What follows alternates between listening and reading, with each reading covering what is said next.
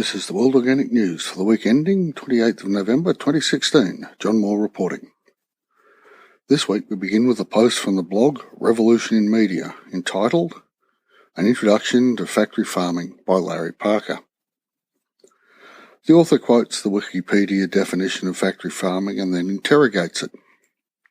Quote, "At first glance, one can't help but notice a few interesting terms in this definition, like controversial practices, intensive agriculture, and industrialized production. Words that would certainly conjure up a set of powerful images. But of even greater importance than these is the phrase, making use of economies of scale to produce the highest output at the lowest cost. And what does this mean exactly for the purposes of a discussion about farm animals?" End quote. As we have discussed before on this podcast, it means a lifetime of suffering and misery for the animals. As Larry Parker goes on to point out, the focus on the bottom line means the suffering of the animals is of little or no consequence. Over time, these CAFOs, as they are called, have grown in size. Even the use of the word CAFO is part of the problem. The full name for these factories is Confined Animal Feeding Operation. Let's take a moment and look at these words. Confined, what we do to criminals. Animal, straightforward enough. Feeding, not raising, breeding, walking or interacting, just feeding. And finally, operation, not farm, but operation. As I said, these CAFOs have grown in size over time to achieve the sacred effect of economies of scale. Now this makes some sense if you're producing widgets, but in factory farming we are dealing with live animals. Animal species that evolved environments which do not include standing around, eating and defecating and then standing in that too. Do I need to carry on?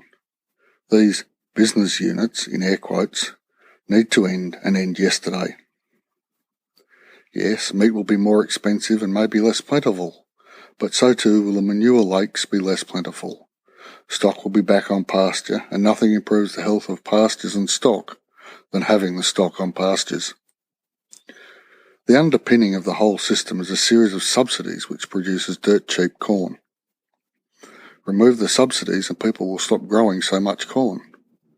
It is this one particular market manipulation which distorts the entire agricultural and food supply systems, which is leading to distortions in the health system.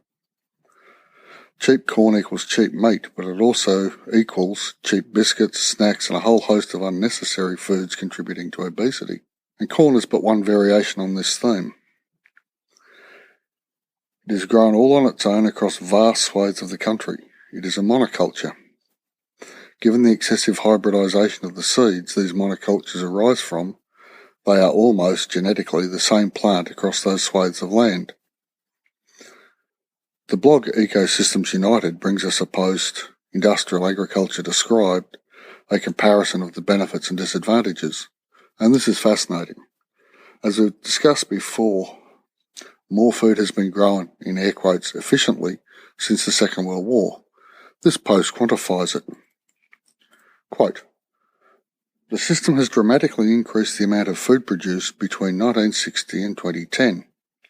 The production of cereals increased from 900 million to 2,500 million tonnes." End quote.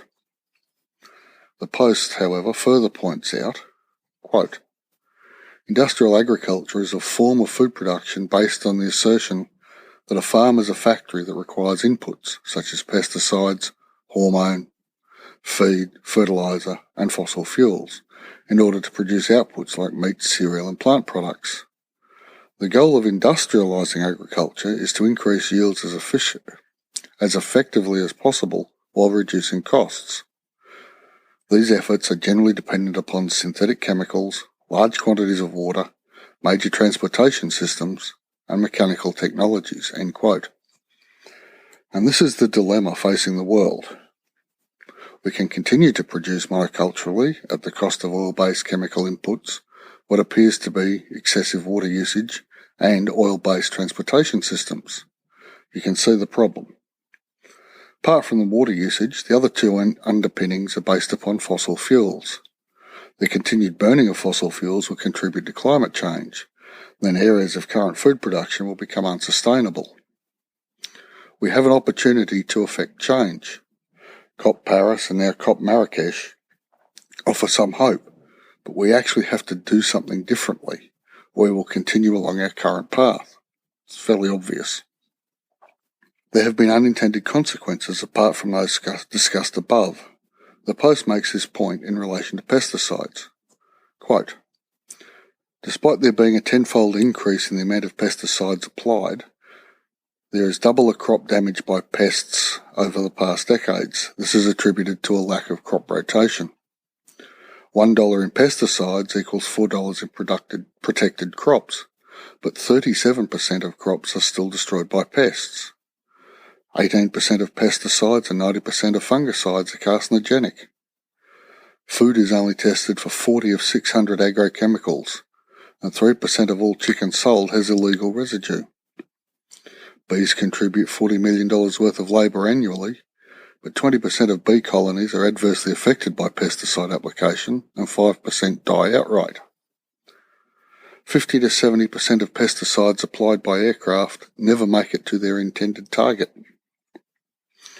520 mite, 150 plant pathogens and 273 weed species are resistant to pesticides and require reapplication. Likewise, 10% of all pesticide applications are due to resistance. And finally, 72 million wild birds are estimated to die from pesticides each year. Open brackets, this is a conservative estimate, close bracket, end quote.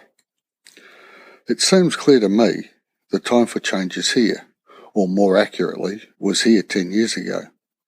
Yet we still have time. Bill Mollison pointed out, and I've quoted him several times, so I'll paraphrase, we need to move from consumption to production.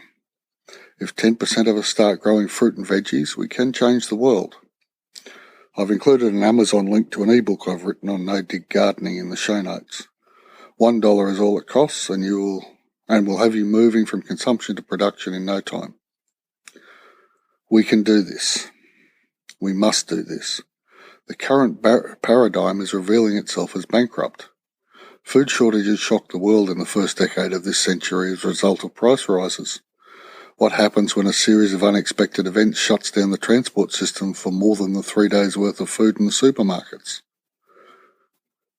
By each of us growing something locally, we cushion ourselves and our fellow citizens from these sorts of shocks.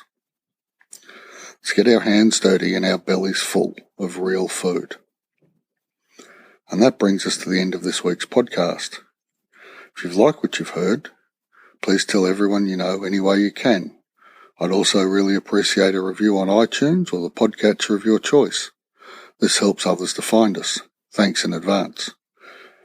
Any suggestions, feedback or criticism of the podcast or blog are most welcome. Email me at podcast@worldorganicnews.com. Thank you for listening, and I'll be back in a week.